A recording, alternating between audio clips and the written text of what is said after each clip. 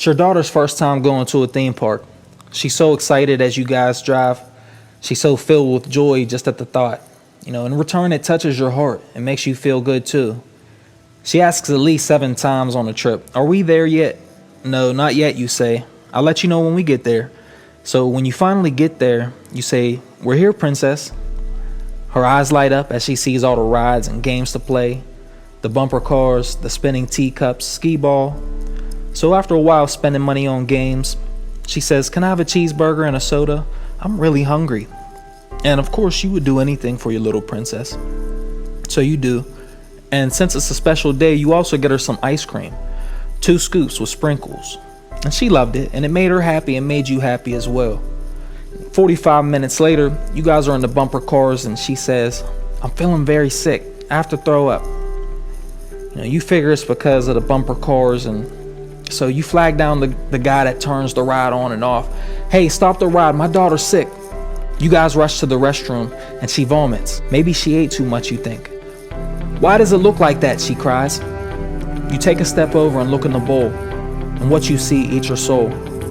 "Oh my honey, come on, we have to go, sweetheart." You rush her to the nearest hospital and they take her immediately. You wait in fear, pacing around a 12-hour-old pot of coffee as they perform their tests. It feels like hours go by as you wait. Finally, a doctor comes in the room with a very blank expression on his face. And as he pulls out his clipboard and begins to read, and you hear the words, "metastatic cancer," instantly a buzzing noise fills the room, drowning out everything else he says. You can't hear anything but that loud buzzing noise. What the fuck are you going to do now? So you may be wondering why I'm in a graveyard. It's to see the symbolism in it. So many people live a life never truly bringing what they truly have to offer to life. They're born, go to work, then die. And some never even make it to adulthood, sadly. When the worst part about it is, Niji, most of it's preventable.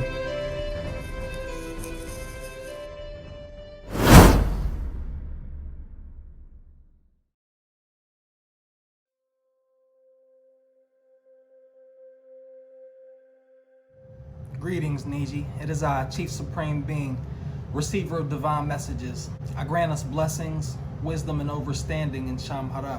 On Shamhara Network TV, the purpose is for us to plant metaphysical seeds of growth and elevation.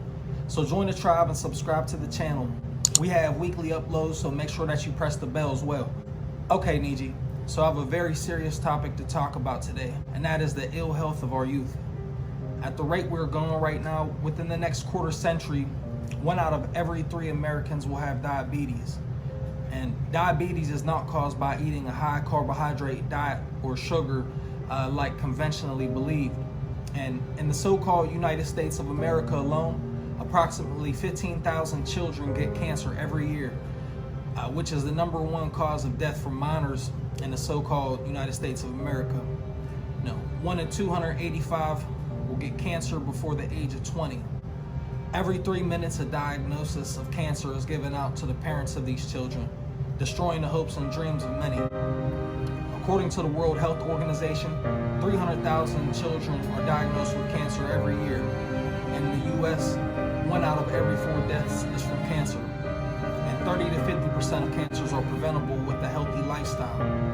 Meaning it's largely up to us as older, supposedly wiser beings to ensure that our youth has that right of any living being to have a healthy lifestyle. And since in large part we're the ones who supply them with their immediate environment, it is up to us, no questions asked, to provide the most healthy lifestyle possible for them in the best way that we know how. Unhealthy diets and sedentary lifestyles are the key culprits. Cancer made a whopping $1.6 trillion in 2010. Cancer is big money. If cancer is eradicated, many people have much to lose in terms of finances. $1.6 trillion to be exact. The pharmaceutical industry, their sales reps, the hospital staff, surgeons, a lot of people would either lose hours or lose their jobs entirely. Here's a few examples of what some drugs made in 2018.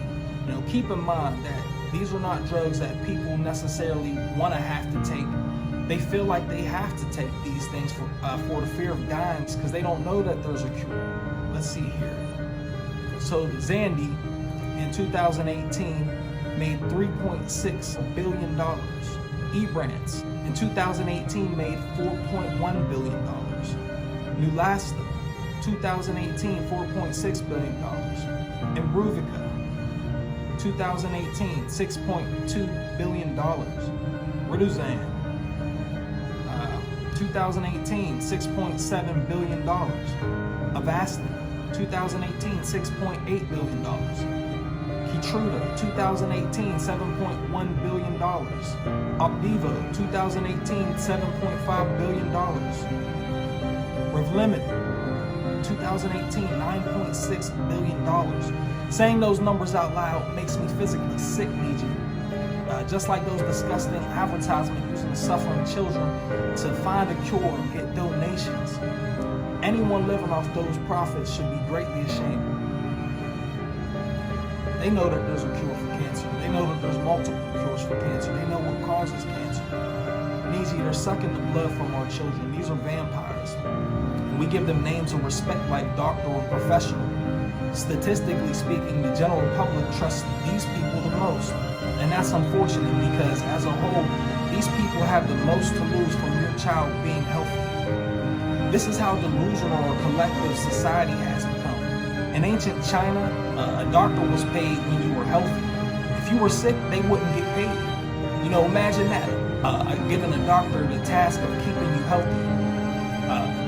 In the first place, that's how it should be. We can't rely on men and women who profit from our babies' misfortune. Now, I'm not claiming there are no genuine or honest professionals in the medical field, but unfortunately seems to stand as an exception and not the rule.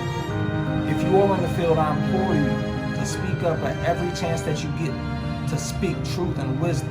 Niji, those babies are dependent on you to lead them correctly. So what can you do for them? All right, so step one, you want to cut out certain foods from their diet immediately. All dishes that contain pieces of animals' corpses, more commonly referred to as meat, that needs to go. There's a direct correlation with raised levels of cholesterol from the consumption of animal proteins and lipids, and fatty streaks in the arterial walls, and especially stay away from processed meats. One serving of processed meat per day increased risks of developing diabetes by 51%. And the American Diabetes Association is featuring recipes for red and processed meats on our website. Some examples of processed meats are chicken nuggets, hot dogs, turkey ham, hamburgers, pepperoni, jerky, salami, pastrami, bacon, turkey bacon. Those are all different types of processed meats, lunchables, and the list goes on. Get this garbage out of your house immediately. According to Wikipedia, a processed meat is defined, it's considered to be any meat which has been modified in order either to improve its taste or to extend its shelf life. Methods of meat processing include salting, curing, fermentation, and smoking. And according to the World Health Organization, processed meat is categorized as a Category 1 carcinogen. That's the same list where engine exhaust, cigarette smoking, asbestos, and neutron radiation reside. We'll take a drink, Niji. In the case of processed meat, this classification is based on sufficient evidence from epidemiological studies that eating processed meat causes colorectal cancer. There's also evidence of links with pancreatic cancer and prostate cancer. And meanwhile, organizations like American Cancer Society, they actually recommend eating canned meats right on their website as well, just like the diabetes website. See, this is why you must take charge. You must assume domination over the health of yourself and your family and all of your loved ones. Because these organizations that are supposed to be benevolent and helpful are giving advice that will not help your child's healthy growth and development. And ignorance cannot be used in this case whatsoever. When there are multiple studies with conclusive evidence and organizations that receive over $1 billion a year in donations should most certainly have the resources to ensure that the most up-to-date evidence and tips are being given out. You need to get rid of the eggs and dairy too. Eggs, first of all, those things that come out of weird chicken shit called the cloaca. Those are coming out due to a process you may have heard of called ovulation. You know, the discharge of eggs from the ovaries, eggs or chicken period. Eating 1 egg per day is just as bad as smoking 5 cigarettes per day for life expectancy. It's not even legal to say eggs are healthy. Check this out. As I noted last year, the Harvard Nurses' Health Study found that the daily consumption of the amount of cholesterol found in just a single egg appeared to cut a woman's life short as much as smoking 25,000 cigarettes, 5 cigarettes a day for 15 years. Following up on that research, a study in the journal Atherosclerosis found that just 3 eggs or more a week was associated with a significant increase in artery clogging plaque buildup in people's carotid arteries going to their brain, a strong predictor of stroke, heart attack, and death. In fact, they found a similar exponential increase in arterial plaque buildup for smokers and egg eaters. Those that ate the most eggs had as much as 2/3 the risk of those that smoked the most, the equivalent of a pack-a-day habit for 40 years or more. This did not go over easy with the egg industry, as revealed in a series of internal memos about this group of researchers retrieved through the Freedom of Information Act. The American Egg Board discussed the wisdom of making industry responses when the public knows there's a vested interest. So, the executive director of the Egg Board's Egg Nutrition Center proposed they contact some of our friends in the scientific community to have an objective, external source author the response. If you do so, he wrote to one of their friends at Yale, we'll certainly compensate you. But the prominent Yale physician refused to participate in an overly antagonistic letter, given his friendship with one of the co-authors of the review. If you can't find someone with credentials to counter the science, why not just make one up? How's this for a bizarre twist? An email was circulated to discredit the researchers by a Doctor, MD, PhD, why not throw in an MBA while you're at it, who claimed the prestigious researchers didn't know a thing about nutrition. Only when the principal investigator of the egg study replied to the allegations did we learn that the Doctor doesn't exist. His email was hacked. The poor guy was like, I was on vacation, I don't know what you're talking about. And apparently the culprit was never found. The American Egg Board is a promotional marketing board appointed by the U.S. government whose mission is to increase the demand for egg and egg products on behalf of U.S. egg producers. Now, but because the board is overseen by the federal government, if an egg corporation wants to dip into the $10 million they set aside every year for advertising, they're not allowed to break the law with those funds. What a concept. Now, this leads to quite revealing exchanges between the egg corporations and the USDA on what the egg industry can and cannot say about eggs. Thanks to the Freedom of Information Act, I was able to get my hands on some of those emails. You want to see them? Of course, a lot of what I got looked like this. Please note a number of items about our Salmonella Crisis Support Module. Any questions?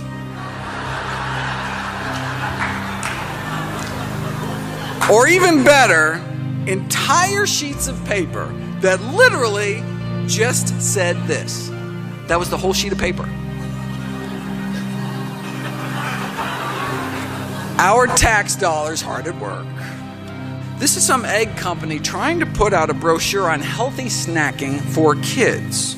But because of existing laws against false and misleading advertising, the head of the USDA's Poultry Research and Promotion Programs reminds them that you can't couch eggs or egg products as being healthy or nutritious. You can't couch eggs or egg products as being healthy or nutritious.